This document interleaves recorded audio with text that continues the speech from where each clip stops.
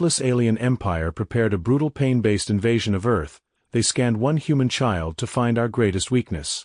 Instead, they saw a body covered in healed fractures, scars, and hyperactive adrenaline, and immediately called the entire war off. That's their weakest, one invader gasped in horror. What happened next on their diplomatic station would force the galaxy's most perfect conquerors to their knees. As a single human teenager showed them what real strength looks like. Before we dive deeper into the story, please subscribe. It costs you nothing but helps stellar HFY a lot. The Elythian armada drifted in silent formation above the blue-green world, a lattice of crystalline dreadnoughts that gleamed like frozen screams.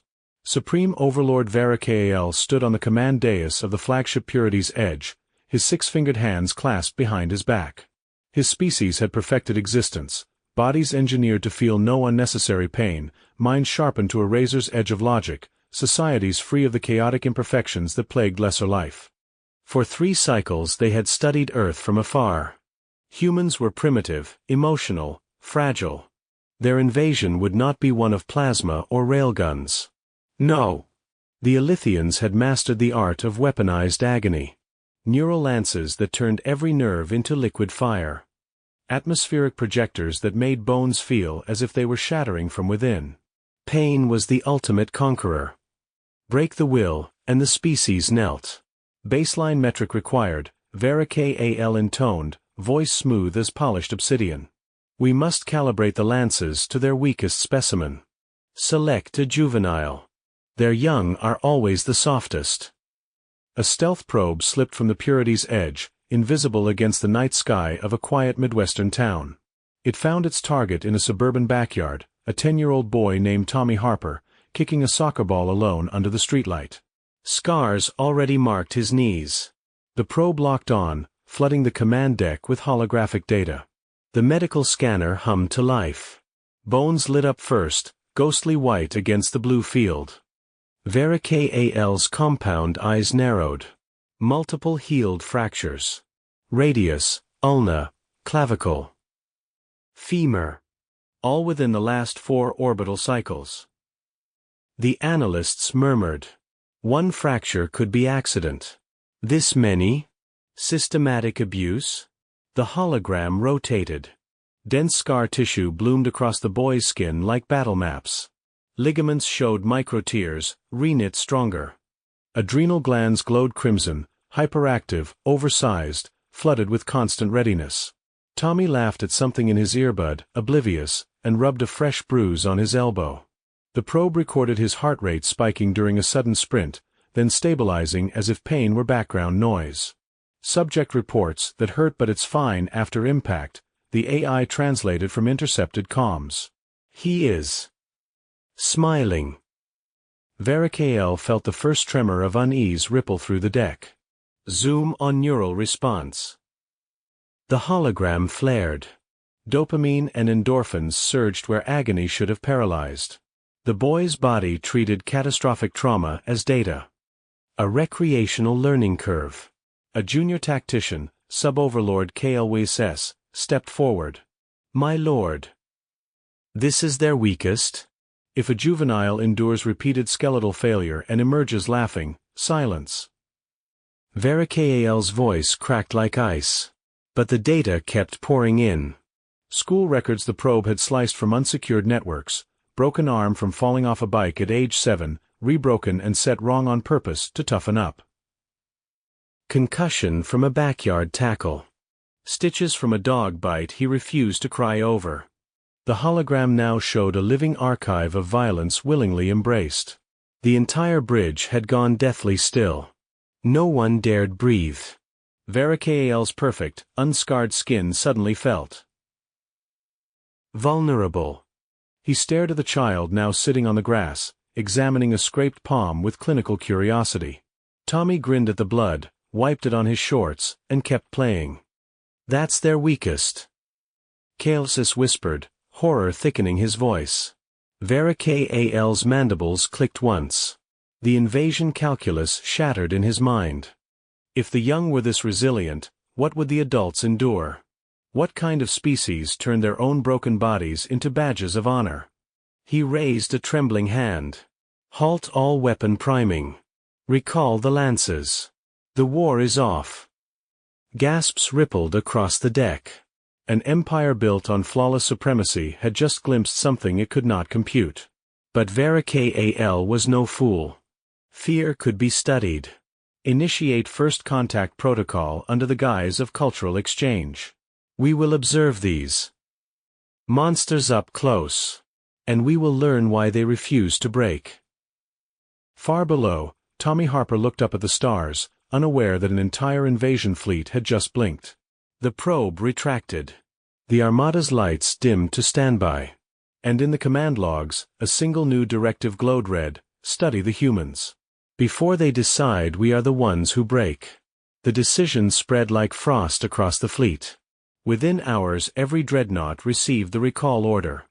Pain lances powered down, their crystalline emitters retracting into armored sheaths like frightened serpents. Vera Kal paced the observation gallery, the Earth turning lazily below. His reflection in the transparent alloy showed a face still composed, but his secondary hearts hammered in triple time. KLWSS joined him, data slate trembling in his grip. The child's file is worse than we thought. Age 8, compound fracture playing king of the hill. Refused painkillers because it makes the story better. Age 9, emergency surgery after a tree fall. He woke mid-procedure and asked the surgeon if he could keep the bone chip as a souvenir. Vera Kal's mandibles tightened. They call it resilience. We call it insanity. Yet the order stood.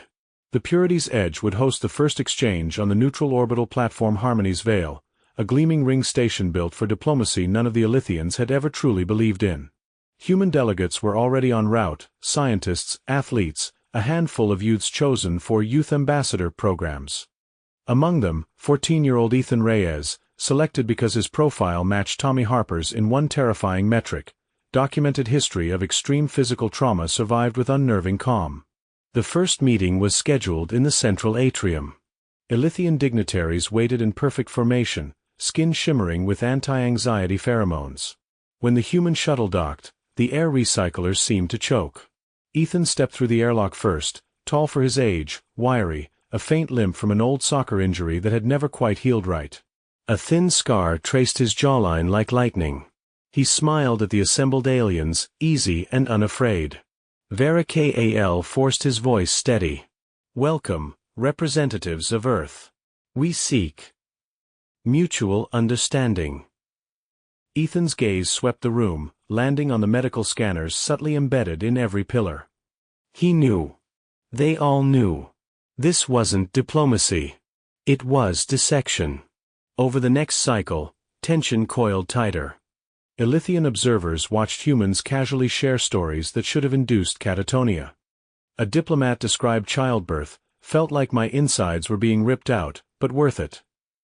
An athlete recounted tearing his ACL mid-game and finishing on pure willpower.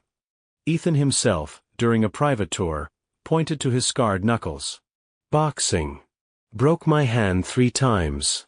Hurts like hell every time I throw a punch. Still do it. KLWSS cornered Vera Kal later in the secure briefing pod. Their pain responses are inverted. Adrenaline doesn't trigger flight. It triggers fight harder. The youth Ethan's cortisol levels remain elevated permanently, as if his body expects catastrophe daily and has learned to enjoy it. Vera Kal's perfect composure cracked. Then we study until we understand. Or until we find the flaw. But the flaw refused to appear. Instead, the humans moved through the station like predators wearing friendly masks, laughing, joking, sharing food that made Elythian stomachs rebel. Every interaction dripped with unspoken threat. These creatures had evolved inside pain and come out smiling. Late into the night cycle, a maintenance tech reported anomalous energy fluctuations in the lower decks. Vera Kal dismissed it as human clumsiness. He had no idea the station's ancient fusion core, never designed for dual-species stress loads, was already groaning under invisible strain. Ethan, unable to sleep, wandered the observation ring alone. He pressed his forehead to the viewport, staring at Earth's distant curve. You guys really thought pain would stop us, he whispered to no one. Cute. Behind him, hidden in the shadows of a service corridor, KLYSS watched the human youth's reflection. The boy's shoulders carried invisible weight, old breaks, old scars, but he stood unbowed. The Elythian felt something alien stir in his chest. Not fear now. Awe edged with dread. And deep in the station's core, a single warning light began to pulse red. Unnoticed. Unheeded. The real test was coming. The Harmony's Vale station hummed with forced politeness, but beneath the surface the tension was a live wire. Cultural exchange sessions had become daily theater. Elythian scholars sat in rigid rows while humans demonstrated everything from martial arts to emergency medicine. Each display carved deeper grooves of horror into the observers. Ethan Reyes had become the unintended star. During a zero-G agility demonstration, he dislocated his thumb on purpose to show how we reset things on the fly. The pop echoed through the gym like a gunshot. Elythians recoiled. Ethan simply grinned, popped it back, and kept moving. See? Body's just a tool. You maintain it or you break it. Either way, you keep going. Varakal watched from the VIP gallery, fists clenched so tightly his knuckles paled. The boy's file now filled 3 data crystals: childhood cancer survivor, 2 near drownings, a car accident at 12 that left him clinically dead for 90 seconds. He had walked out of the hospital 3 weeks later. Chaos whispered beside him, their weakest child was a warning. This one is a weapon. The malfunction began subtly. A power flicker during dinner. Then another. Station AI reported minor core instability caused by incompatible human tech interfacing with Elythian systems. Varakal ordered increased monitoring but refused to cancel the exchange. They were so close to cracking the code of human endurance. That night, Section 7, Lower Engineering, went dark. Ethan was in the observation lounge with a small group of Elythian youths when the alarms finally screamed. Gravity stuttered. Bulkheads groaned. A containment field on the fusion core failed in a cascade of blue-white sparks. Emergency shutters slammed down, trapping a dozen Elythians and 3 humans in the collapsing corridor. Evacuate! Varakal's voice boomed over comms, but the station had other ideas. A secondary explosion rocked the ring. Debris punctured the outer hull. Atmosphere howled toward vacuum. Ethan's group was cut off. The Elythian youth nearest him, Sub-Overlord Kael'Wasis's own daughter, Lyra, had been knocked unconscious by falling support struts. Her fragile body lay pinned beneath a twisted girder, one leg crushed, pale blood already pooling. The emergency bulkhead was closing, its hydraulic seals screaming under failing power. 10 seconds until total seal. Beyond it, the only path to the life pods. The other humans froze in panic. Ethan didn't. He sprinted forward, shoulder-checking a falling panel out of the way. The gap beneath the descending bulkhead was narrowing fast, barely 30 centimeters now. Too narrow for a body. Lyra whimpered, eyes fluttering open in terror. Leave me. You're kind.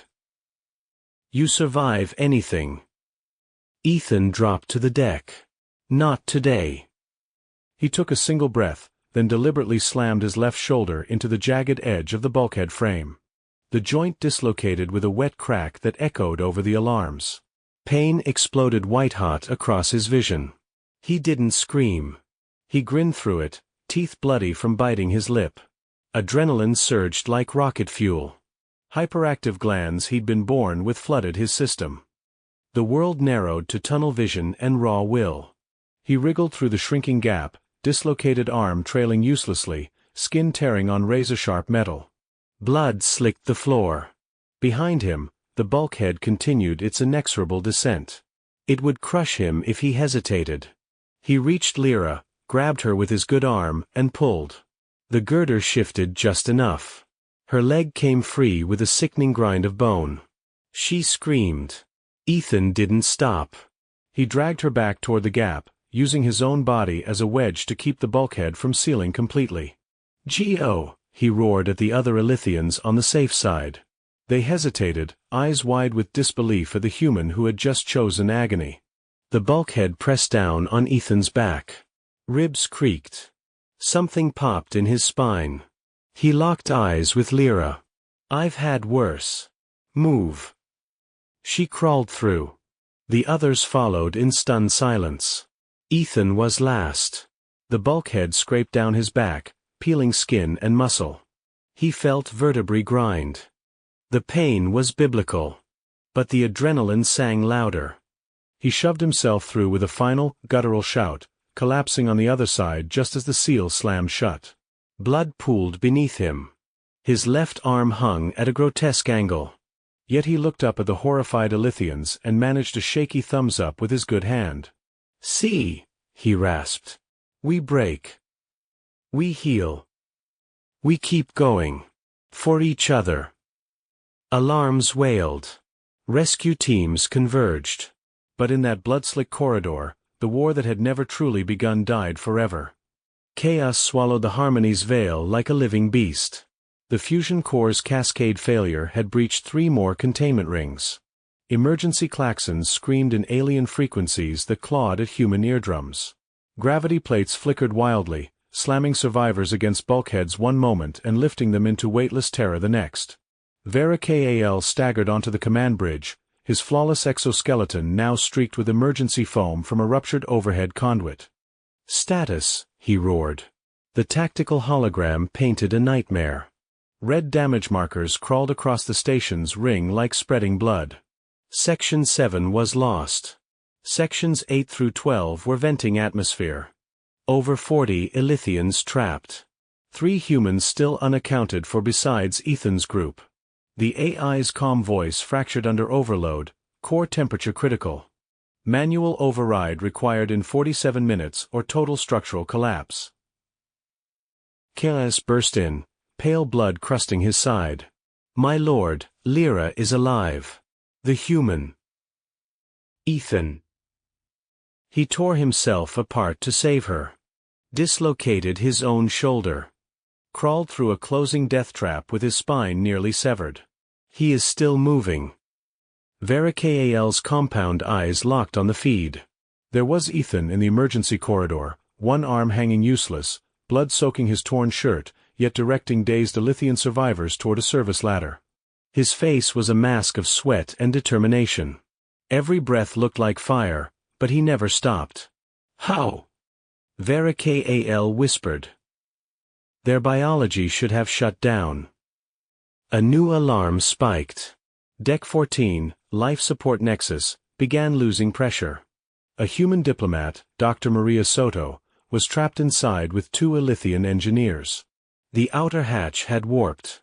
The only way in required crawling through a maintenance crawlspace laced with live plasma conduits. Heat readings hit 187 degrees Celsius. Ethan heard the distress call over the open comms. Without hesitation, he grabbed a thermal blanket from a wall kit with his good arm and wrapped it around his torso like battle armor. "No," Kaz tried to stop him, but Ethan was already moving, limping at terrifying speed. "You're hurt worse than any of us," an Elythian medic protested. Ethan's laugh was raw, edged with pain. This is Tuesday. Had a collapsed lung playing football once. Finished the game." He dropped to his knees at the crawlspace entrance. The heat blasted out like a furnace. He took one steadying breath, then plunged in. On the bridge, Vera Kal watched the thermal feed in horrified fascination. Ethan's body temperature skyrocketed. Skin blistered instantly on exposed arms. The dislocated shoulder scraped against superheated pipes, grinding bone against socket. Pain should have rendered him unconscious. Instead, his adrenaline graph spiked into the red, hyperactive glands flooding his system with chemicals no Elythian physiology could replicate. He screamed once, a guttural sound that somehow carried triumph, and kept crawling. Override engaged. Dr. Soto's voice crackled. She had reached the manual valves. But the Elythian engineers were panicking, their pain-suppressed bodies locking up from the heat and fear. Ethan reached them. One engineer had collapsed, mandibles chittering in shock. Ethan hauled the much larger alien onto his burned back, dislocated arm screaming in protest. Muscle tore audibly. He dragged the first engineer out, then went back for the second. By the time he emerged, his face was unrecognizable, blisters, blood, raw willpower. Bridge crew stared in stunned silence. One Elythian analyst fainted. Vera Kal's voice cracked. "Recall all units. Prioritize human safety. I want every pain response study reanalyzed immediately." But the station wasn't done. A secondary explosion rocked the central spine. The command bridge itself began to lose integrity. Cracks spiderwebbed across the observation dome. Decompression warning howled. Vera Kal's own guards, elite, pain-conditioned warriors, froze, their perfect training failing against the primal terror of vacuum. Ethan, barely conscious, staggered onto the bridge supported by Lyra and Dr. Soto. His eyes found Vera Kal's. The manual override for the core. "It's in the burning section. Someone has to go. Now." "You cannot," Vera Kal began. "I can." Ethan's voice was a rasp, but steel ran through it. "Your people feel pain as defeat. We feel it as proof we're still fighting. Let me finish this." Kalwss stepped forward, trembling. "My lord. The humans are not fragile. They are catastrophe incarnate. We built our empire on never breaking. They built theirs on breaking 1,000 times and laughing at the pieces." Another tremor. The dome creaked ominously. Stars beyond the cracking glass looked cold and indifferent. Vera Kal stared at the bloodied, burned, unbreakable human youth who had already sacrificed more in 1 hour than any Elythian had in a lifetime. The invasion plans, the pain lances, the centuries of supremacy, all of it felt suddenly childish. He made his choice. Ethan Reyes. "Lead the way. We will follow." As alarms reached fever pitch and the station shuddered on the edge of annihilation, the supreme overlord of the Elythian Empire stepped behind a 14-year-old human boy whose body was a map of healed ruin, and for the first time in his flawless existence, felt something like hope laced with terror. The true war had never been against Earth. It had been against the idea that anything could endure what humans did every single day. The journey to the fusion core became a descent into hell. Ethan led the way, his dislocated shoulder crudely braced with a torn Elythian sash, every step sending white-hot lightning through his nerves. Blisters covered his arms and neck from the crawlspace inferno. Blood seeped from the gashes along his back where the bulkhead had tried to cut him in half. Yet he moved with grim purpose, adrenaline keeping the agony at bay like a roaring engine. Vera Kal followed close behind, flanked by Kalwss and 4 elite guards whose perfect unscarred bodies trembled with each aftershock. The Supreme Overlord had never felt physical pain beyond calibration thresholds. Now, watching this broken human boy forge ahead, something ancient cracked inside him. "Core breach in 29 minutes, the station AI warned, voice distorting. The corridor narrowed into a service tunnel glowing with emergency crimson. Plasma leaks hissed from ruptured conduits, filling the air with acrid smoke. Temperature climbed past 200 degrees Celsius. Ethan paused at the final hatch, coughing blood. Beyond this. It's a furnace. The manual override is a physical lever, old design, no automation. I'll need cover while I pull it. You've done enough." Kalwss protested, mandibles clicking in distress. Lyra's father had aged a decade in hours. Ethan's grin was feral, teeth stained red. "Enough? Kid, I've had my appendix burst during a cross-country run. Kept going until the finish line. This is nothing." He slapped the hatch release. Superheated air blasted out like dragon breath. The team pushed in. Flames licked the walls. The core loomed ahead, a massive crystalline cylinder pulsing with unstable blue-white fury. Warning glyphs screamed everywhere. The override lever jutted from a control plinth 30 meters away, half-melted and glowing. A fresh explosion rocked the chamber. A support beam collapsed, pinning one Elythian guard beneath searing metal. The warrior screamed, a high, keening sound that revealed their species' true fragility. Pain was foreign. Terror absolute. Ethan didn't hesitate. He dropped to the floor, crawling under the debris field on his belly, ruined shoulder dragging uselessly. Skin sizzled against the scorching deck. His vision tunneled. Memories flashed, the time he'd shattered his femur at 13 falling from a roof on a dare, crawling home instead of crying for help. Pain wasn't the enemy. Quitting was. He reached the pinned guard, heaved with his good arm. Muscle fibers tore audibly in his back. "Push," he roared. The Elythian shoved free, sobbing. Ethan dragged him clear, then turned back toward the lever. 2 more humans, Dr. Soto and a former Marine named Reyes, had followed despite orders. Soto's leg was broken from earlier. She limped forward anyway, using a snapped pipe as a crutch. "We do this together," she shouted over the roar. Another tremor. Plasma arced across the chamber, striking KOSS in the side. He collapsed, pale blood boiling on contact. Varikael caught him, feeling the wet heat of alien agony for the first time in his life. Ethan reached the lever. The metal burned his palm instantly, fusing skin to grip. He screamed through clenched teeth and pulled. Nothing. The mechanism had seized from heat expansion. "Again," he bellowed. Adrenaline surged harder. Hyperactive glands that had saved him since childhood flooded his system. He planted his feet, dislocated shoulder popping worse as he threw his entire ruined body into the pull. Metal groaned. His vision went black at the edges. Something tore deep in his abdomen, probably a hernia, definitely internal bleeding. He didn't care. The lever moved an inch. Then 2. Dr. Soto reached him, adding her strength despite the broken leg buckling beneath her. Reyes took the other side, his own fresh burns ignored. 3 humans, bodies pushed past every biological limit, fought the machine together. With a final, deafening screech, the lever slammed home. The core's wild pulsing stabilized. Containment fields snapped back online. Alarms began to quiet.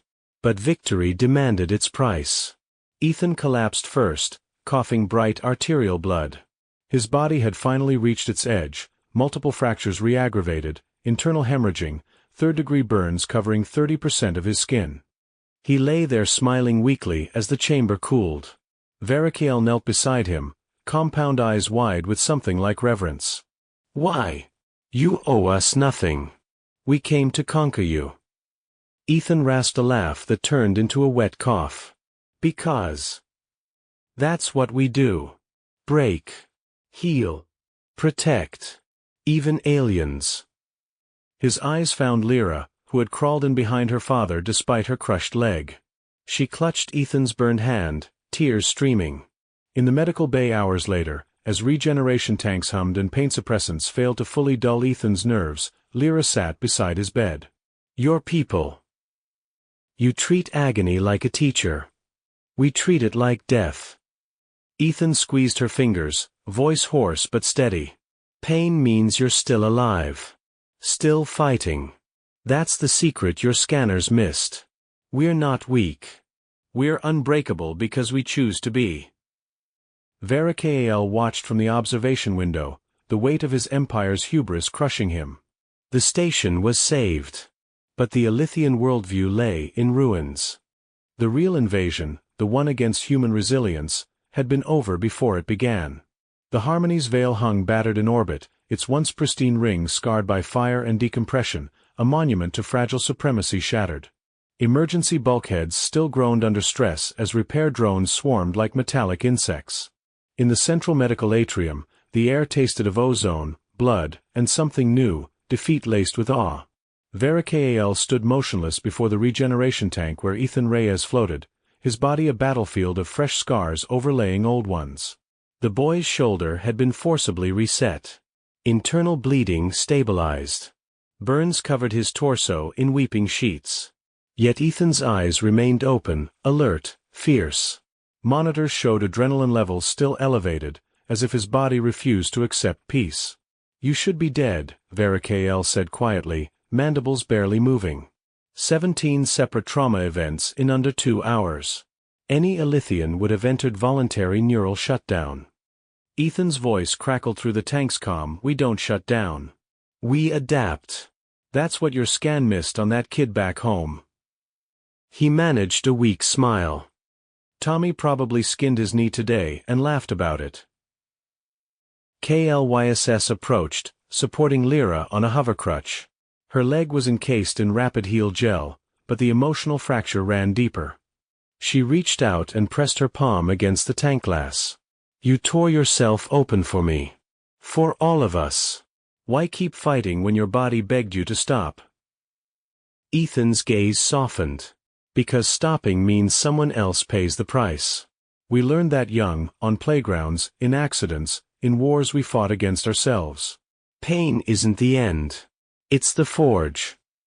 A heavy silence fell.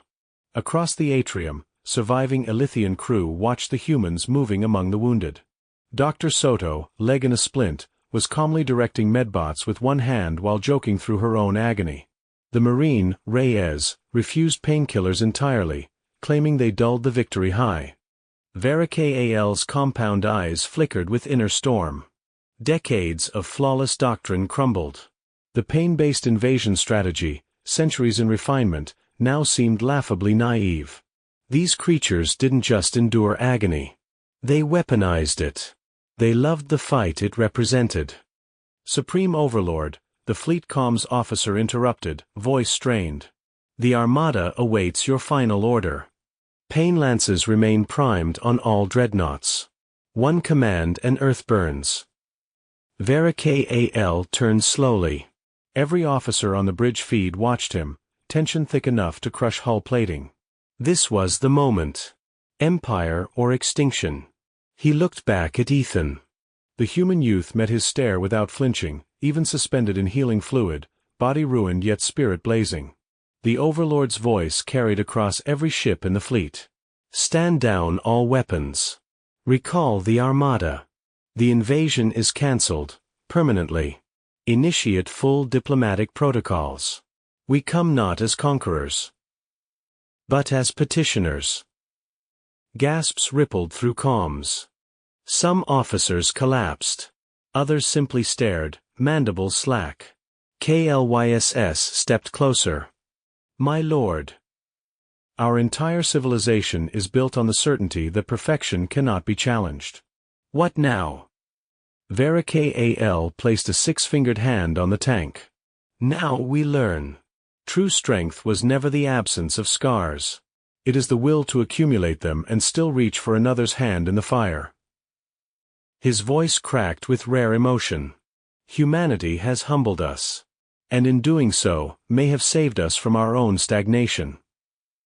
Hours later, as the station stabilized and the Elythian fleet began its slow withdrawal from Earth's solar space, treaties were already drafting in holographic space.